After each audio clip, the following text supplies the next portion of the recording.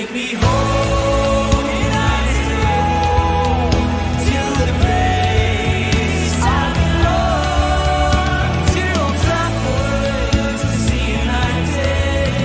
Take me home, United Road. Take me home, United Road. Oh, take me home, United Road. ተወዳጆቹ እንደምን አላችሁልን? ስላገኘናችሁ በጣም ደስ ብሎናል። የምትገኙት ማን ዩናይትድ ኢንፎ ነው። የተገናኘኑ ደግሞ በፕሪማች ሪቪው ነው። ማንቸስተር ዩናይትድ በኦልድ ትራፎርድ ከሪያል ሶሲዳድ ጋር በኤሮፓ ሊግ የጥሎ ማለፍ ጨዋታ ሁለተኛ ዙር ከሶሲዳድ ጋር ጨዋታቸውን ያከናውናሉ። ዛሬ ምሽት 5 ሰዓት ላይ የሚከናወን ጨዋታ ነው። በጨዋታው ዙሪያ ብዙ ሀሳቦችን ልንሰነዝር እንዲሁም ደግሞ የስቷ ቡካሬስትና የሊዮን አሸናፊ ጋር የሚጫወተው ቡድን ማን እንደሆነ ልንለይ ተገናኝተናል ማለት ነው። እንዲሁም ደግሞ የሩበን አሞሪም ፕሪማች ፕሬስ ኮንፈረንስ እንቃኛለን። ስለ ብዙ ጉዳዮች ሀሳብ ሰጥቷል። ስለ ሜሰን ማውንት፣ ሌኒ ይሮ፣ ማኑኤል ኡጋርቴ መመለስና አለመመለስ የቡድን ዜና ተናግሯል። ስለ ሰር ጂሚ ራትክሊፍ ኢንተርቪው እንዲሁም ደግሞ ስለ አዲሱ የማንቸስተር ዩናይትድ ስታዲየሙም የሰጣቸው ሀሳቦች አሉ። እነዚህን ጉዳዮች እያነሳን ከእናንተ ጋር ቆይታ ልናደርግ ነው። እንግዲህ የተገናኘ ነው። በመጀመሪያው ዙር ጨዋታ ላይ ባስክ ላይ ሰን ሰባስቲያን ላይ አንዳቻ ተለያይቷል። በታሪክ ለመጀመሪያ ጊዜ ሁለቱ ቡድኖች በእርስ በርስ ግንኙነታቸው ላይ ሁለቱም በአንድ ጨዋታ ላይ ጎል ያስቆጠሩበት መርሃ ግብር ነበረ። የኦልድ ትራፎርድ ጨዋታው ምን አይነት መልክ ይኖረዋል? ግምቶቻችሁን በኮሜንት መስጫ ባር ላይ መጀመሪያ አስቀምጡልን። ሰብስክራይብ ማድረጋችሁ እንዲሁም ደግሞ ቪዲዮውን ሲጀምሩት ላይክ ማድረጋችሁ አይለይ። ይህን ስለምታደርጉልን ደግሞ እንደ ሁሌው ከልብ ነው እናመሰግናችሁ ማለት ነው። ከመግቢያ ሙዚቃ በኋላ ዳግም መለሳለሁ። የምትገኙት ማን ዩናይትድ ኢንፎ ላይ ነው ተወዳጆች።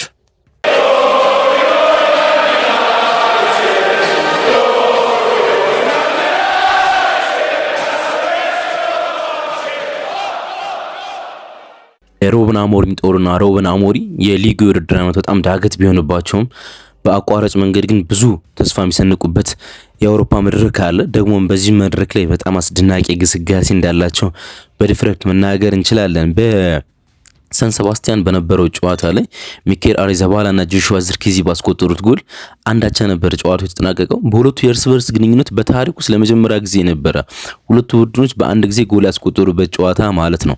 አንዳቸው ጎል ሲያስቆጥሩ አንዳቸው ጎል ከማያስቆጥሩባቸው መርሃ ግብሮች እንዳንዱ ነው። በዚህኛው የሰን ሰባስቲያን ጨዋታ ግን ጆሹዋ ዝርክዚ ከማንቸስተር ዩናይትድ፣ ሚኬል አሪዛባላ በፍጹም ቅጣት ምት ከሪያል ሶሲዳድ ጎል አስቆጥረው ጨዋታው ባቻ ውጤት ነበር እንግዲህ የተጠናቀቀው ማለት ነው። የአሞሪም ማንቸስተር ዩናይትድ እንዲሁም ደግሞ አጠቃላይ ማንቸስተር ዩናይትድ በዚህ የውድድር ዓመት በአውሮፓ መድረክ ወይም ደግሞ በዩሮፓ ሊግ ምንም አይነት ሽንፈት ያልቀመሰ ቡድን ነው። ይሄ ደግሞ በአውሮፓ ቻምፒየንስ ሊግ፣ በኮንፈረንስ ሊግ እንዲሁም ደግሞ በአጠቃላይ ውድድሮች ውስጥ ምንም አይነት ሽንፈት ካልቀመሱ ጥቂት ቡድኖች ውስጥ እንደ አንድ ያደርገዋል። 5 ጨዋታ አሸንፎ 4 አቻ መለያየት ችሏል ማለት ነውና በዩሮፓ ሊግ በጣም ሲበዛ አስደናቂ ፐርፎርማንስ ብቻ ሲሆን በጣም በአስደናቂ ቁጥር ነው እየገሰገሱ የሚገኙ ማለት እንችላለን። ከዚህ በፊት ሳይሸነፍ ማንቸስተር ዩናይትድ በአውሮፓ መድረክ በጣም ብዙ የተጓዘው 2011-12 የውድድር ዓመት ነው። በሻምፒዮንስ ሊግ መርሃ ግብር 12 ተከታታይ ጨዋታዎችን ሳይሸነፍ ከተጓዘ በኋላ ይሄኛው ረጅሙ የአውሮፓ መድረክ ጉዞ ነው ማንቸስተር ዩናይትድ ሳይሸነፍ የሄደበት ማለት ነው። እናም የሊጉን በየሳምንቱ ማንቸስተር ዩናይትድ የሚያሳየውን ፐርፎርማንስ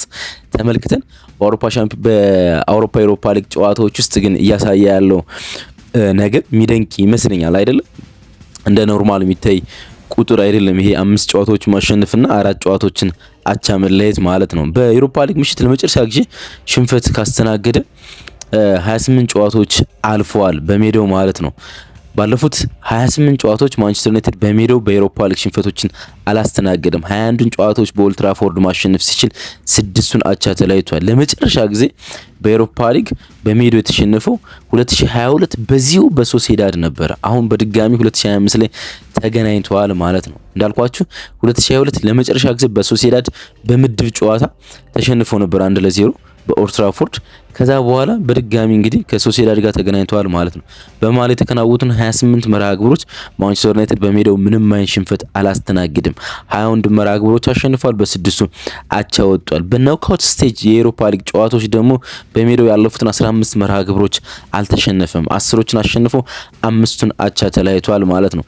ለመጨረሻ ጊዜ በጥሎ ማለፍ ወይም ደግሞ በኖክአውት ስቴጅ ማንቸስተር ዩናይትድ ማሸነፍ የቻሉ እንደ አውሮፓውያን አቆጣጠር በ2012 አትሌቲኮ ቢልባኦ ነበር 3-2 በተጠናቀቀው ጨዋታ በኦልድ ትራፎርድ ማለት ነው።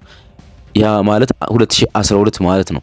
ኦልሞስት ከ13 ዓመታት በፊት እንደማለት ይመስለኛል አይደለ? ቁጥሮችን ካልተሳሳትኩ ማለት ነውና በአውሮፓ መድረክ እንዲሁም ደግሞ በዩሮፓ ሊግ በኖክአውት ስቴጅና በሜዳው ኦልድ ትራፎርድ ያለው የማንቸስተር ዩናይትድ ቁጥር ሲበዛ በጣም ግሩም ነው ማለት እንችላለን። ሶሲዳድ ያለፉትን 6 ከሜዳ ውጭ ያረጋቸውን የአውሮፓ መርሃ ግብሮች በሙሉ ክሊንሺት ማስመዝገብ አልቻለም። ክሊንሺት አለማስመዝገብ ብቻ ሲሆን 10 ጎሎች ያህል ማስተናገድ ይችላል። ስለዚህ ማንቸስተር ዩናይትድ ዝም ብለን ስናስበው በዚህኛው መርሃ ግብር ውስጥ ዛሬ ጎል የማስቆጠር እድሉ ሰፊ እንደሆነ መናገር እንችላለን። ምክንያቱም ሶሲዳድ ከሜዳ ውጭ ሲጓዝ በአውሮፓ መድረክ ደካማ ስለሆነ ማለት ነው። ሶሲዳድ ወደዚህኛው ጨዋታ ሲመጣ በሜዳው በሲቢ 1-0 ተሸንፏል። የኢማኑኤል አልጋሲሊ ቡድን በላሊጋው በዚህ ውድድር ዓመት በጣም መጥፎ ነው ማለት እንችላለን። ልክ እንደ ማንቸስተር ዩናይትድ በጣም የከፋ ባይሆንም ማለት ነው። በላሊጋው ደረጃ ሰንጠረዥ ውስጥ 11ኛ ላይ ነው የሚገኙት። በሲቢያ በሜዳቸው ነው 1-0 የተሸነፉት። ማንቸስተር ዩናይትድ በሊጉ ወይም ደግሞ በእንግሊዝ ፕሪሚየር ሊግ 14ኛ ደረጃ ይቀመጥ እንጂ በዚህ ሳምንት መጨረሻ ላይ ግን ከአርሰናል ጋር በሊጉ 2ኛ ደረጃ ከሚገኘውና በታሪክ ተቀናቃኙ ከሆነው ቡድን ጋር በጣም አስደናቂ ትግል ወይ ደግሞ አስደናቂ ጨዋታ አድርጎ ባቻ ውጤት እንደተጠናቀቀ ይታወቃል። ማንቸስተር ዩናይትድ ጨዋታውን የማሸነፍ እድል በብዙ እንደነበረውም ደግሞ ጨዋታውን መመልከት ችለናል። እስኪ የእርስ በርስ ግንኙነታቸውን በጥቂቱ ለማየት እንሞክር። ባለፉት 7 የእርስ በርስ ግንኙነቶች በሁለቱ ቡድኖች በጋራ የተቆጠሩት ጎሎች 9 ብቻ እንደሆኑ ታውቃላችሁ። በጣም የገረመኝ ቁጥር ነው። ባለፉት 7 የእርስ በርስ ግንኙነቶች በጋራ ሁለቱ ቡድን ያስቆጠሩት ጎል 9 ብቻ ነው። በአውሮፓ መድረክ ውስጥ ብዙ ጎል ከማይቆጠርባቸው የእርስ በርስ ግንኙነቶች አንዱ የሶሲዳድና የማንቸስተር ዩናይትድ ነው ማለት እንችላለን። 2021 ማንቸስተር ዩናይትድ ሶሲዳድን 4-0 ያሸነፈበት መርሃ ግብር ዳታውን ከፍ አድርጎት ነው እንጂ ከዛ ውጭ ደግሞ ያለውን እሱን መርሃ ግብር አውጥተን 6ቱን ጨዋታዎች ብንመለከት ደግሞ የተቆጠሩት ጎሎች ወደ 5 ዝቅ ይላሉ ማለት ነው። በዛ ጨዋታ ላይ ብሩኖ ፈርናንዴዝ 2 ጎሎች፣ ማርከስ ራሽፎርድ 1 ኮና ዳን ጄምስ ሌላኛውን ጎል አስቆጥሮ ማንቸስተር ዩናይትድ 4-0 ማሸነፍ ችሎ ነበር። ባለፉት እንግዲህ 7 የግንኙነቶች ስንት ለስንት እንደተጠናቀቁ ልንገራችሁ። እንግዲህ ከ4-0 ውጭ ማለት ነው። በጣም የሚገርም የእርስ በርስ ግንኙነት አላቸው። እንግዲህ የመጨረሻ ግንኙነታቸው ሶሲዳድና ማንቸስተር ዩናይትድ አንዳቸው የተጠናቀቁ የሰን ሰባስቲያን መርሃ ግብር አለ። ይህ በታሪክ በሁለቱ ቡድኖች የእርስ በርስ ግንኙነቶች ሁለቱም ቡድኖች ጎል ያስቆጠሩበት ጨዋታ ነው። በአንዱ መርሃ ግብር ሁለቱም ቡድኖች ሌላው አንዱ ሲያስቆጥር አንዱ ያስቆጥር ማለት ለምሳሌ 2022 ላይ ሲገናኙ በምድብ ጨዋታዎች ላይ ሰን ሰባስቲያን ላይ ማንቸስተር ዩናይትድ 1-0 አሸነፈ። እንዲሁም ደግሞ ኦልድ ትራፎርድ ሪያል ሶሲዳድ 1-0 አሸነፈ። 2021 ላይ እንዲሁ በኤሮፓ ሊግ መርሃ ግብር ተገናኝቶ ነበረ። ኦልድ ትራፎርድ ላይ 0-0 አለቀ። እንዲሁም ደግሞ ሶሲዳድ ሜዳ ላይ ሰን ሰባስቲያን ላይ ማንቸስተር ዩናይትድ 4-0 አሸነፈ። 2013 ላይ ሲገናኙ ሪያል ሶሲዳድና ማንቸስተር ዩናይትድ ሰን ሰባስቲያን ላይ 0-0 ነው የተጠናቀቀ። እንዲሁም ደግሞ በኦልድ ትራፎርድ ማንቸስተር ዩናይትድ 1-0 ነው ያሸነፈ። እነዚህ መርሃ ግብሮች ስትመለከቷቸው ኦልሞስት 1-0 0-0 1-0 0-0 እያሉ የሚቀጥሉ መርሃ ግብሮች ናቸው። 2021 ላይ ከተከናወነው የሰን ሰባስቲያን ማንቸስተር ዩናይትድ 4-0 ካሸነፈበት መርሃ ግብር ውጭ ማለት ነውና የሁለቱ ግንኙነቶች የሚቆጠሩባቸው የጎል ብዛቶች ማነስ ትንሽ አግራሞትን ሚጭር ይመስለኛል። ሶሲዳድ ካለፉት 4 ወደ እንግሊዝ መጡ ካረጋቸው መርሃ ግብሮች 3ቱን ማከናወን የቻሉ በኦልድ ትራፎርድ ነው። 4 ጊዜ ወደ እንግሊዝ በረራ አከናውኗል። ሪያል ሶሲዳድ 3ቱን በኦልድ ትራፎርድ ነው መጫወት የቻለ። አንድ አሸንፈዋል፣ አንድ ተሸንፈዋል፣ አንዳቸው ወጥቷል።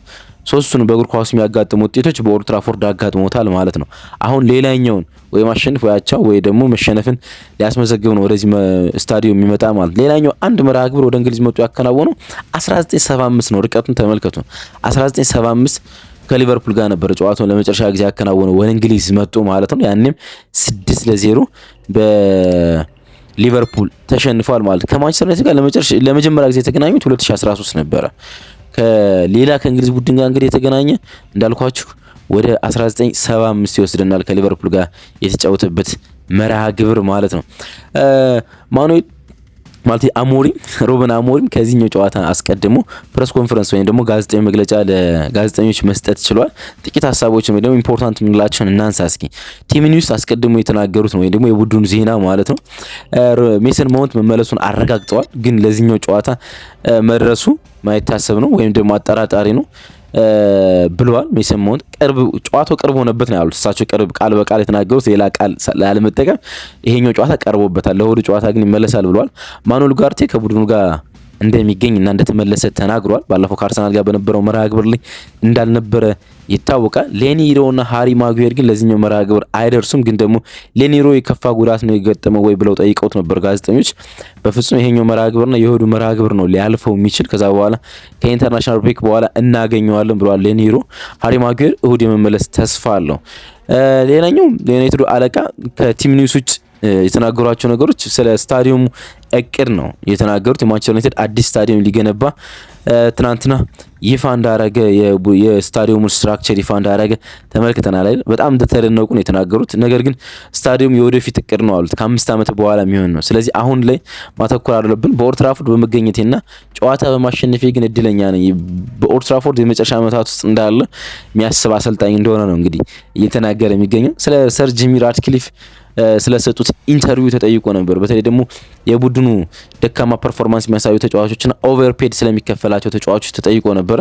የሰጡትን አስተያየት እንደሚያከብር ተናግረው ሁሉም ሰው በዚህ አሁን በጣም ደካማ ነው የሚገኘው፣ ራሴና ተጫዋቾችን ጨምሮ በጣም ደካሞች ነን፣ ይህን ልንለውጠው እንችላለን፣ እኔ ራሴን በዚህ ቡድን ውስጥ በጣም በዝቅተኛ ብቃት ውስጥ ነው ማካተው በማለት ነው መናገር የቻሉት። ከአሞሪም ጋር ስላላቸው ቅርርብም ተጠይቀው ነበር። አሞሪም ከሰር ጂሚ ራትክሊፍ ጋር ስላላቸው ቅርርብም ተጠይቀው ነበር። እንዲሁ በጣም ጥሩ ግንኙነት ነው ያለን አሉ። በጣም ጥሩ ግንኙነት ነው፣ እርስ በርሳችን በጣም ታማኞች ነን፣ ሀቀኞች ነን፣ ቀላልና ግልጽ ውይይቶችን እናደርጋለን። በአደባባይ ድጋፍ መስጠት ለአሰልጣኝ በጣም ጥሩ ነው። ከመጀመሪያው ቀን ጀምሮ ከሁሉም ሰው ድጋፍ ተሰምቶኛል፣ ድጋፍ ተቀብያለሁ ብለዋልና ሰር ጂሚ ራትክሊፍ በአደባባይ የሩበን አሞሪም ድጋፍ እንዳለው ለሳቸው ድጋፍና አክብሮት እንዳለው መናገሩ ሩበን አሞሪም እንዳስደሰተው ነው እንግዲህ መናገር የቻለው። ለቀጣዩ ውድድር ዘመን ግልጽ የሆነ እቅድ ተይዟል አለ። እንደ ቡድን ይዘናል አለ። አሁን ቻምፒየንስ ሊግ ልንገባበት የምንችለው እድል አለን። እሱ ማይታወቅ ነገር ነው። ስለዚህ እቅዶቻችን ልንለውጥበት ምንችል አጋጣሚዎች ይኖራሉ። እቅድ ይዘን ምን አይነት ተጫዋቾችን ማምጣት እንዳለብን ግን አውቀናል። እንደ ቡድን ይሄን ነገር እየሰራን ነው በማለት ነው እንግዲህ ሩበን አሞሪም መግለጽ የቻለው ማለት ነው። መርሃ ግብሩ እንግዲህ በኦልድ ትራፎርድ ምሽት 5 ሰዓት ላይ ይከናወናል። የሚጠበቁ ጉዳዮች አሉ። እንግዲህ በፕሪዲክት ላይን አፕ ውስጥ ማንቸስተር ዩናይትድ ይጠቀማል ተብሎ የሚገመተው የመጀመሪያ 11ን ከቲም ኒውስ በኋላ ከሩበን አሞሪም ጋዜጣዊ መግለጫ በኋላ ጥቂት ለውጦች አሉ። ኦናና ዩሮ ይኖራል ተብሎ ተገምቶ ነበር፣ እንደማይኖር ታውቋል። ኦናና በግብ ጠባቂነት ቦታ ላይ ይኖራል። ማዝራዊ፣ ሊንድሎፍ እና ዴሊት በተከላካይ ስፍራ ቦታ ላይ ሲኖሩ፣ ዶርጉ እንዲሁም ዳሎት በዊንግ ባክ ቦታ ላይ፣ በአማካኝ ስፍራ ላይ ብሩኖ ፈርናንዴዝ እና ካስሜሮ አንድ ላይ ይጠመራሉ። ጆሹዋ ዝርኪዚ እና አሌሃንድሮ ጋርናቾ ደግሞ ከአጥቂው ራስመስ ሆይሉንድ ጀርባ ላይ ይኖራሉ ብለን እንገምታለን ማለት ነው። ይሄኛው የመጀመሪያ አሰላለፍ ይሆናል ተብሎ ይገመታል። ጨዋታውን ሶፋስኮር ለማንቸስተር ዩናይትድ 73% የማሸነፍ ግምት፣ 10% በአቻ ውጤት የመጠናቀቅ እንዲሁም ደግሞ 17% ሪያል ሶሲዳድ ያሸንፋል ሲል፣ ኦፕታ ደግሞ ማንቸስተር ዩናይትድ ጨዋታውን በ50% ነጥብ 4 የማሸነፍ እድል አለው። አቻ ደግሞ 25.1 እንዲሁም ደግሞ ሶሲዳድ ይህን ጨዋታ የማሸነፍ እድሉ 24.5 ነው በማለት ከፍ ያለውን የማሸነፍ ንጻሬ ለማንቸስተር ዩናይትድ ሰጥቷል። የእናንተ የጨዋታ ግምት አስቀምጡልን እስኪ። ማንቸስተር ዩናይትድ ሪያል ሶሲዳድን ስንት ለስንት አሸንፈው ወደሚቀጥለው ዙር ያልፋል? ግምቶቻችሁን አስቀምጡልን። መልካም ቀን፣ መልካም ጨዋታ።